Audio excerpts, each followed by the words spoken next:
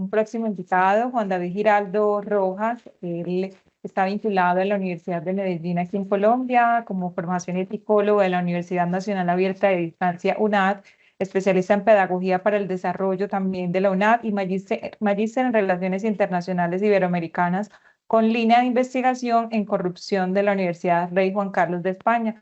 Tiene una certificación en neurociencia cognitiva forense por el Buró Internacional de Neurociencia Cognitiva Aplicada, CIFAL, UNITAR y la Universidad Norte de Barranquilla. Y es perito en psicología jurídica y forense con más de 18 años de experiencia en el sistema penal oral acusatorio. También hace parte de grupos de investigación reconocidos por MinCiencias, ha trabajado como profesor en pregrado de psicología y también en el campo de posgrado y es miembro activo del Consejo Directivo de la Sociedad Internacional Paradigmas Emergentes y Filosofía del Derecho. Como se los mencionaba, ha sido docente entonces en los campos de pregrado y posgrado y actualmente también lidera todo el programa de psicología de la Universidad de Medellín y también, digamos, coordinador del laboratorio de neurociencia. ¿Cuál es el tema que nos va a presentar? El impacto de la inteligencia artificial en el ejercicio de la psicología, otro campo de acción de la inteligencia artificial. Bienvenido, doctor, por acompañarnos también aquí. Usted está en Medellín, pero también le mandamos un cálido saludo desde mi Remington aquí. No sé cómo está el clima por allá, que estos días han estado aquí un poco lluviosos en la ciudad y colapsados un poco en el transporte, pero bueno, la tecnología nos facilita ese encuentro. Bienvenido a Uniremington. Buenas tardes, ¿me escuchan bien ahí? Correcto, buenas tardes. Ay, antes de darle la palabra, recomendarle entonces que tenemos los 25 minutos.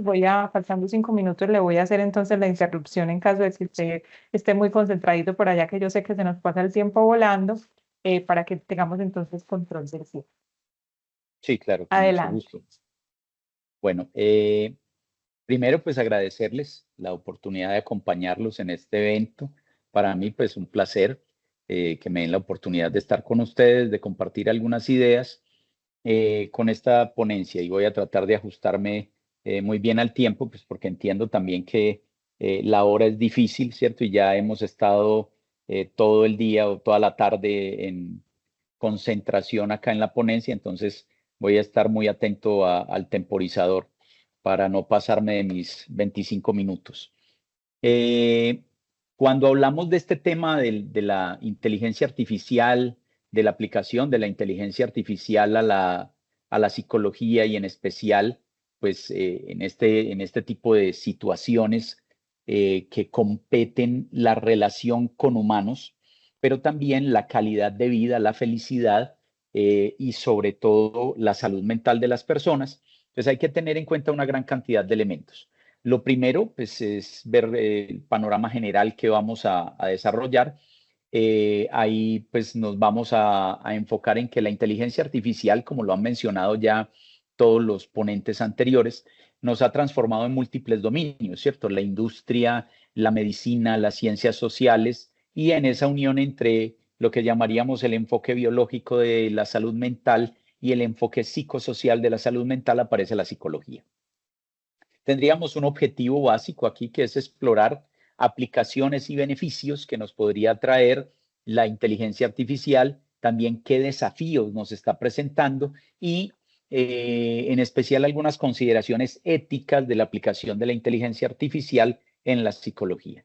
Por otra parte, también vamos a mirar entonces el trabajo con los chatbots, que es una de las aplicaciones no solo más famosas actualmente, sino con mayor desarrollo en la parte terapéutica.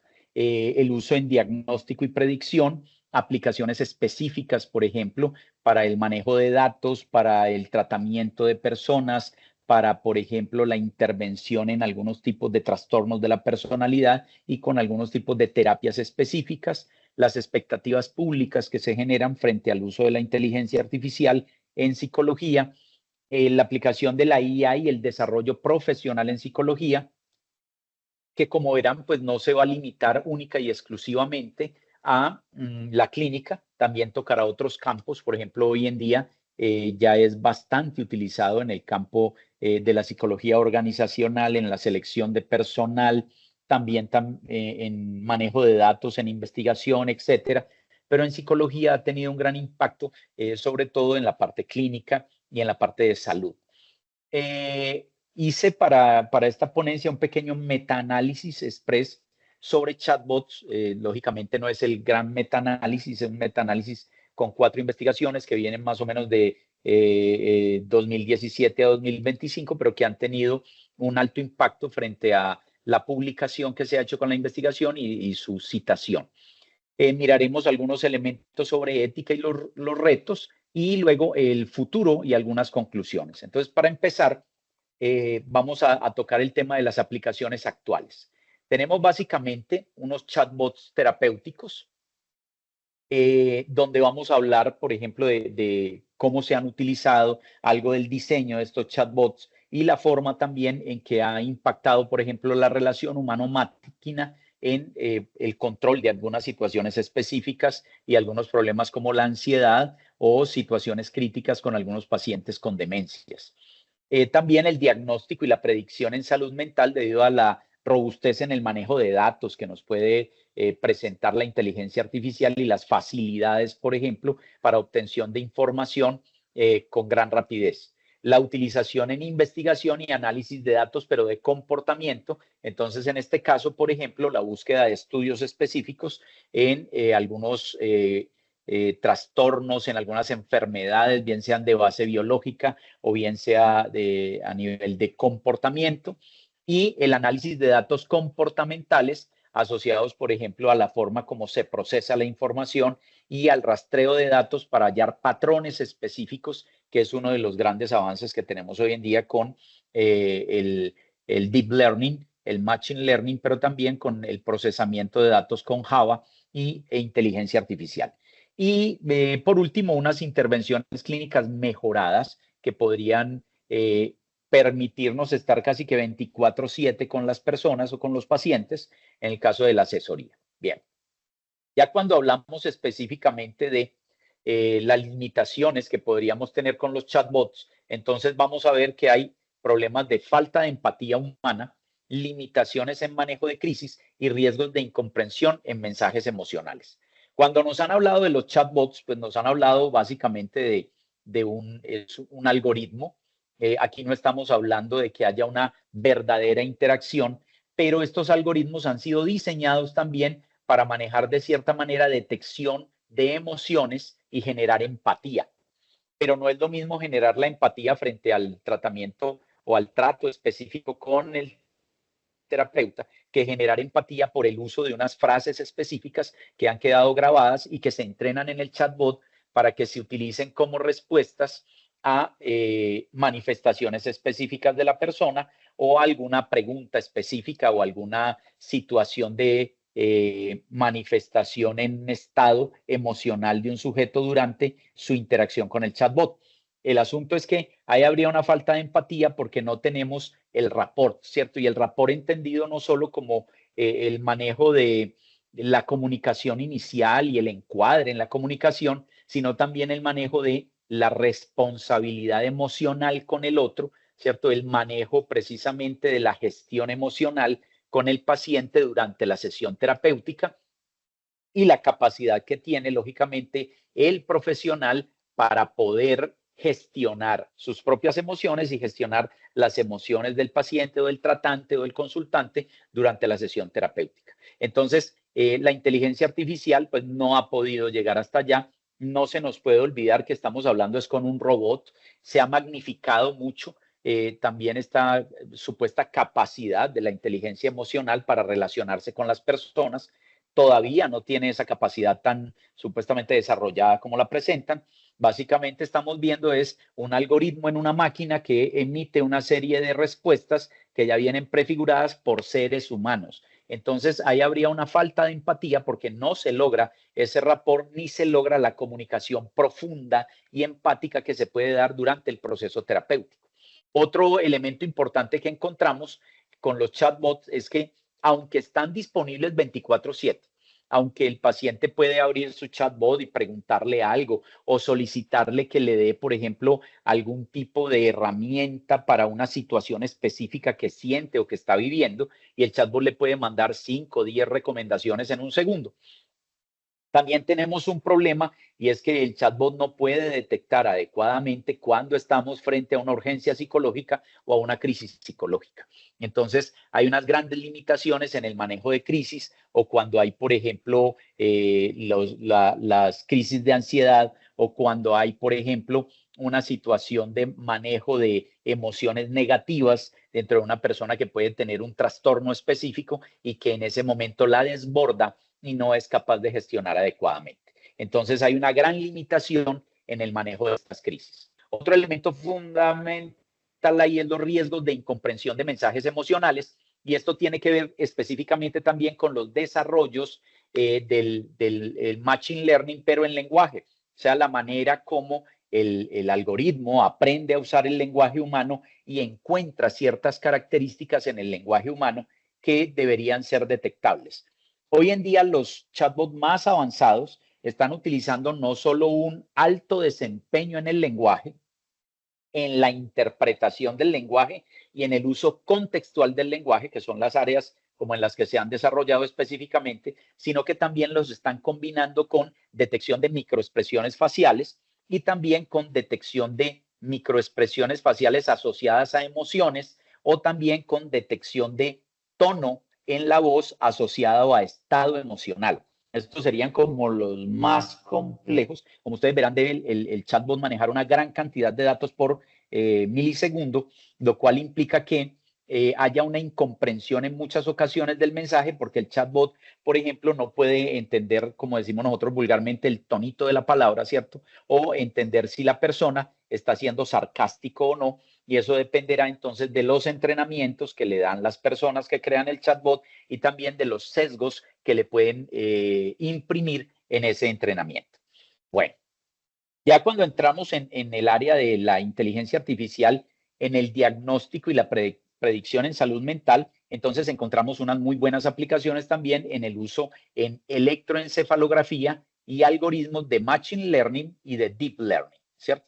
Cuando hablamos entonces de electroencefalografía, nos referimos a que toda esa enorme cantidad de data que sale cuando a una persona le toman este tipo de exámenes va a pasar a una serie de bibliotecas que pueden manejar este tipo de inteligencias artificiales, que pueden ya hablar de millones de datos, que pueden procesarlos en milésimas de segundos y sobre todo porque pueden aplicar una serie de matemáticas muy avanzadas a alta velocidad con esa enorme cantidad de datos. En este caso, entonces, podemos ver que la inteligencia artificial puede ser un excelente asistente para el procesamiento de toda esta enorme cantidad de información, pero también se puede aplicar el machine learning para enseñarle al algoritmo a detectar, por ejemplo, fluctuaciones, cambios o lo que podríamos llamar aleatoriedades en las diferentes ondas que salen del cerebro por la electricidad superficial del cerebro, ubicarlas dependiendo de qué área del cerebro están saliendo y a partir de ahí entonces crear modelos de análisis de datos con los cuales podamos detectar problemas en salud mental, podamos predecir problemas que podría llegar a tener una persona. Por ejemplo, hay investigaciones donde se utilizan informaciones que vienen de detectores de ritmos circadianos, que son como unas especies de relojes que se le colocan en la muñeca al paciente. Esto almacena una enorme cantidad de datos que luego se puede vaciar en las bases de datos que se van literalmente a manejar con algoritmos de inteligencia artificial y con algoritmos genéticos que van a poder ayudarnos a hacer el deep learning y el machine learning. Pero además de eso, esos datos se pueden combinar con los datos de electroencefalografía. Entonces se están aplicando, por ejemplo, en detección temprana de problemas asociados al autismo con niños o de problemas asociados también a el síndrome de hiperactividad con inatención para poder determinar bien si es hiperactivo, es inatento o es mixto. Entonces ahí tenemos un muy buen asistente. Por otra parte, perdón, todos estos datos que se han utilizado o que se han detectado con electroencefalografía nos van a llevar también a una detección o al menos a avisos tempranos también en epilepsia, en depresión y en Alzheimer. Ha habido una muy buena cantidad de investigaciones, especialmente en los últimos 7 años, asociados a este tipo de investigaciones donde a partir del machine learning y del deep learning, asociado también a una serie de esquemas que se le dan como base a la inteligencia artificial para que pueda detectar los problemas, entonces empiece a tener un diagnóstico temprano y a mostrar qué puede estar ocurriendo en el paciente. Ahí también habría que tener en cuenta los problemas que se pueden generar dependiendo de la base de datos de las poblaciones, con algunos sesgos que se presentan a nivel de procesamiento matemático en los algoritmos. Y también nos aparecen los modelos explicables o la XIA para mejorar la transparencia. Quiere decir, empieza a verse la necesidad de tener una responsabilidad con el manejo de datos, que las personas puedan ingresar a ver cómo se han procesado esos datos y que, sobre todo en la parte de investigación científica, los datos puedan ser en algún momento preservando la identidad y lo que se refiere al consentimiento informado de los pacientes, puedan ser utilizados en investigación científica, pero con data libre, con el fin de que se puedan comparar poblaciones en diferentes partes del mundo y que se pueda prevenir, por ejemplo, que todas esas bases de datos que se han recolectado a partir de enormes trabajos investigativos queden solo bajo el uso y la custodia de, por ejemplo, multinacionales, lo cual limitaría el acceso a la información de investigadores en diferentes partes del grupo, del mundo, perdón, y que les permitiera hacer comparativos por grupo. Ahora, ¿qué beneficios nos trae este diagnóstico basado en uso de información y procesamiento de información con inteligencia artificial? La detección temprana de trastornos y de pronto en algunos casos también una detección temprana más puntual del tipo de trastorno, ¿cierto? No decir que empezó un trastorno neurodegenerativo, sino decir qué tipo de problema y en qué área del cerebro se podría estar presentando. Un diagnóstico más preciso y personalizado, dependiendo de las características del paciente, dependiendo de los hábitos del paciente, dependiendo del estadio evolutivo y no solo la edad, sino también los tipos de desarrollos que tiene ese paciente. Y un ajuste de tratamientos. Y aquí en este monitoreo entonces se empiezan a utilizar aplicaciones que permitan entonces estar mandando constantemente información sobre ritmo cardíaco, temperatura, ciclos de sueño, ciclos de descanso, la situación de alerta o no alerta de la persona, el procesamiento de algunos procesos mentales superiores, lo cual implicaría una enorme cantidad de datos que van a ser manejados lógicamente con software y matemática avanzada. Entonces esto al mediano plazo, ni siquiera en el largo plazo, va a ayudar muchísimo a los médicos, a los psiquiatras, a los neuropsicólogos y a los psicólogos en general para poder estar haciendo diagnósticos más adecuados. Y también podría facilitar el trabajo de lo que llamamos la interconsulta entre, por ejemplo, psiquiatra o neurólogo con el psicólogo tratante para poder estar pendientes del desarrollo, la evolución del paciente, las mejoras o las crisis en las que podría entrar. Teniendo en cuenta todo esto de la información, entonces van a presentarse unos desafíos éticos en el diagnóstico utilizando inteligencia artificial. Primero, la privacidad y seguridad de los datos. Este elemento es clave en el sentido de que ustedes saben que en Colombia pues hay una ley de manejo de datos, pero también a nivel mundial existen leyes de manejo de datos y ya se han sacado una serie de lo que podríamos llamar libros blancos, tanto en Europa, en la comunidad europea, en algunos países específicos se han desarrollado más, como también en los Estados Unidos, en Canadá en general, en Estados Unidos, en algunos estados, no en todos, que hacen unas recomendaciones generales sobre la privacidad y la seguridad de los datos. Lo primero, se debe garantizar sobre todo a nivel de consentimientos informados, que la persona tenga realmente una conciencia de para qué y cómo se van a usar esos datos. Lo segundo es que debe quedar muy bien identificado quién va a ser el custodio de los datos y cómo va a ejercer seguridad sobre esos datos. Y lo tercero es que esos datos deben de utilizarse única y exclusivamente para lo que se le ha manifestado a la persona dentro de la investigación. Y ahí entonces entran en juego también los comités de ética que permitan entonces también valorar ese tipo de consentimiento informado, la información que se le ha dado y lo que se dice en la investigación de para qué se van a usar estos datos. Otro elemento importante es el sesgo algorítmico, en el cual ustedes pues van a ver que dependiendo del entrenamiento del algoritmo, pues puede tener sesgos en detección de algunos problemas, y eso implica que constantemente los expertos, pero en grupo, o sea, no solo el experto en programación dentro de la IA, sino también el experto en clínica, puedan estar observando cómo el algoritmo está evaluando y de qué manera está arrojando el resultado, ¿cierto? Eso implica que a nivel ético, el ser humano siempre va a estar evaluando el resultado y evaluando el procesamiento que hace la inteligencia artificial de la información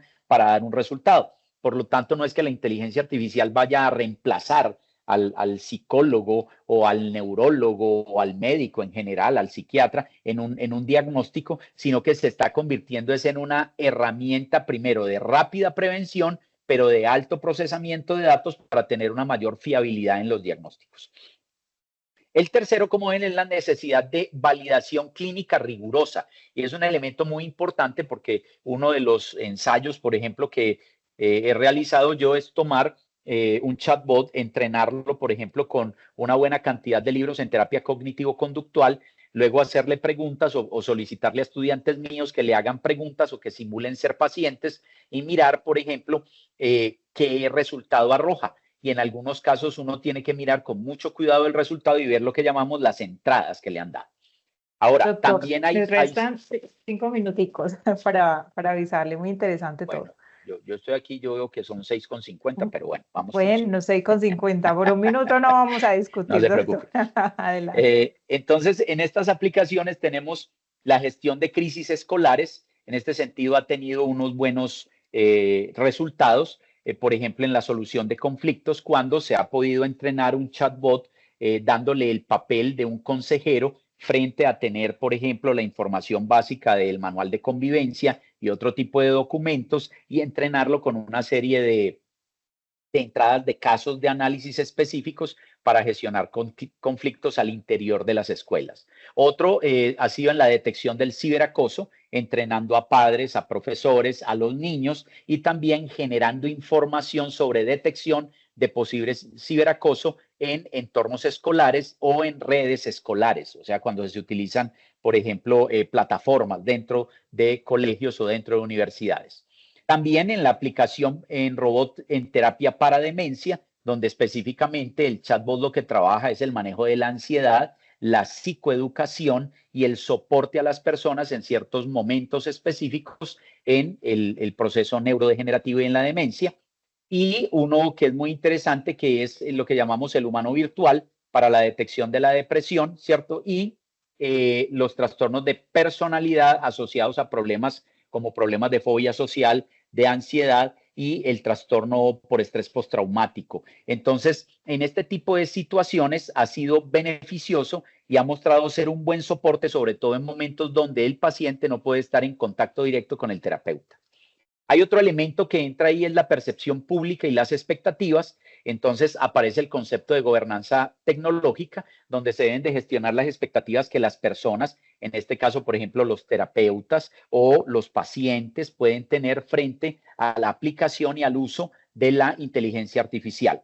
Se necesita, lógicamente, mucha mayor organización en esta gobernanza, crear grupos de gestión, grupos de investigación para poder gestionar mejor este tipo de situaciones que podrían llegar a ser críticas en la medida en que, por ejemplo, sistemas de salud empiecen a utilizar con frecuencia este tipo de tecnología.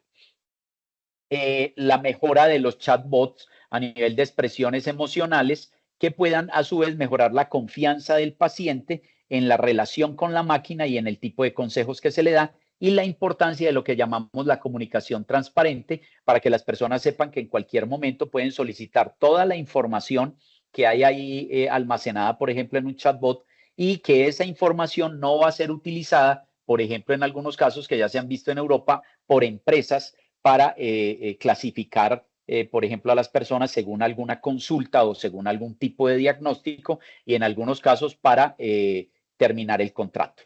Bien, la IA entonces nos ha llevado a generar el desarrollo de algunas nuevas competencias, por ejemplo, competencias laborales a nivel de la alfabetización en inteligencia artificial, pero también en lo que llamamos liderazgo digital, ¿ya? Las demandas en el rediseño de lo que podríamos decir las competencias profesionales, pero también en el aumento y en la generación de nuevas competencias profesionales en general, y lo que nos propone la UNESCO en el documento de 2005, que es llamado Trabajos para el Futuro, reporte para ello, donde se hablan de unas habilidades claves específicas para que las personas puedan a futuro no solo ser lo que llamamos nativos digitales, sino ser expertos en el uso de las herramientas que nos presentan a futuro la inteligencia artificial y la relación entre humano-máquina en, por ejemplo, la creación de terapias, de procesos terapéuticos, de entornos de asistencia a las personas, y a partir de ahí también pues se tocan elementos que tienen que ver con la autoría y los derechos de autor. Ya como les decía, pues hice un pequeño metaanálisis cuantitativo. La pregunta de investigación básica fue qué tan efectivos son los chatbots y los robots con inteligencia artificial para reducir síntomas de ansiedad, depresión frente a los controles activos, o sea, frente a los terapeutas. Lógicamente, para este metaanálisis utilicé ChatGPT y O3 dentro de ChatGPT, y me arrojó para un trabajo básico la utilización del método breve picos. Tiene que ser, es una sigla, ¿no? Entonces, la primera es población, la segunda es el tipo de intervención, la tercera es el comparador, la cuarta es lo que llamamos los cambios o los elementos fuera de, y la última es el diseño, que tiene que ver con los ensayos clínicos. En la población se eligieron adultos y mayores con ansiedad o depresión. La intervención debía ser 100% chat o robots autónomos, los materiales de autoayuda o tratamiento audiovisual como comparador, los cambios en escalas validadas que se hubieran utilizado en investigaciones, y también por medio de estos chatbots, y el diseño deberían de ser ensayos clínicos aleatorizados entre 2017 y 2025. Esto pues me generó más o menos esta información que ven aquí. Tenemos 4 grandes ensayos, el de Fitzpatrick y otros en 2017, que ha sido de gran importancia. Nos ha mostrado como comentario, como hallazgo final, que hay una reducción de síntomas.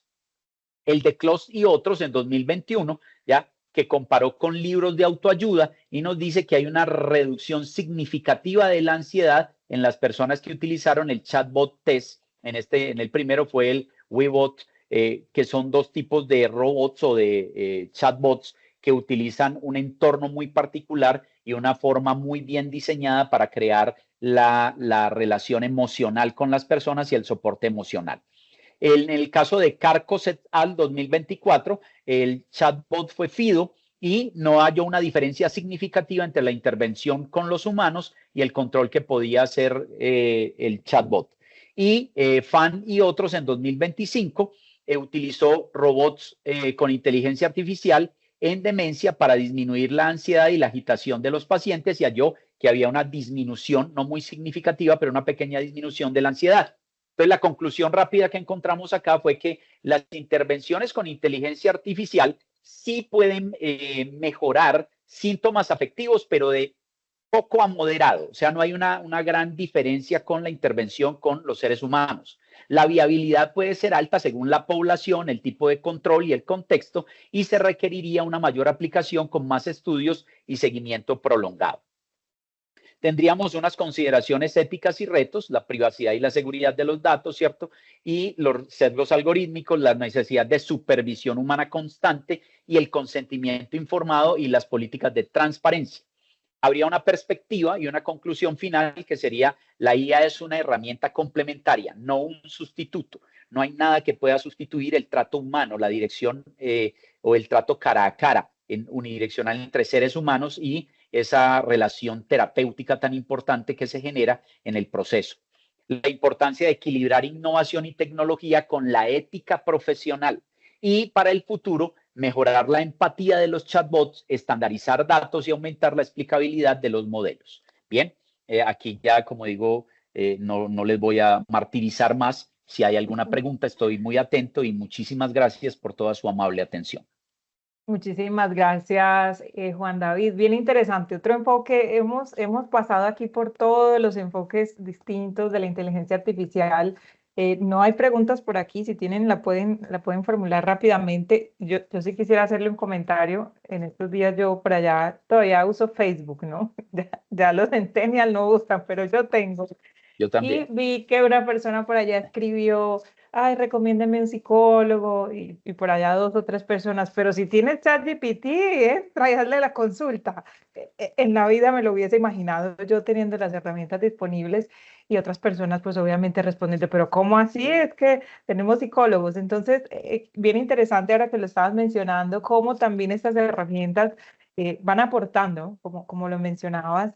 Ahí está la profesión de los psicólogos también ejerciendo ese rol de tanto estudio, pero también otras personas se atreven, digamos, a un solo clic a hacer una consulta psicológica, que ya bien lo Claro, decías. ahí hay algo, por ejemplo, y gracias por como el contexto para la pregunta. En ChatGPT ustedes pueden encontrar una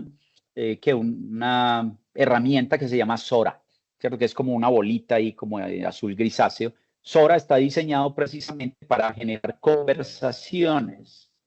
Y lo que han hecho algunas personas es empezar a usar Sora como que fuera tu coach.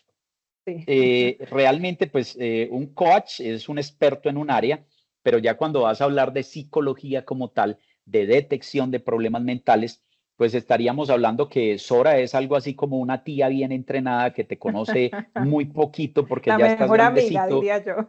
no vives en la casa, pero tiene una capacidad de uso del lenguaje para darte, por decir alguna serie de consejos estandarizados que muchas personas que no han tenido la oportunidad de estar en terapia pienso yo que valoran mucho porque nunca los han tenido, pero los sobrevaloran porque no han estado realmente en terapia con un buen terapeuta entrenado. Entonces, si es un consejo así como light, pueden usar Sora, no se preocupen, pero si realmente usted quiere hacer un proceso de mejoramiento o de darse cuenta por qué está bien, si no tiene ningún problema, yo le aconsejaría que fuera donde un psicólogo bien entrenado. Muchísimas gracias, Juan David.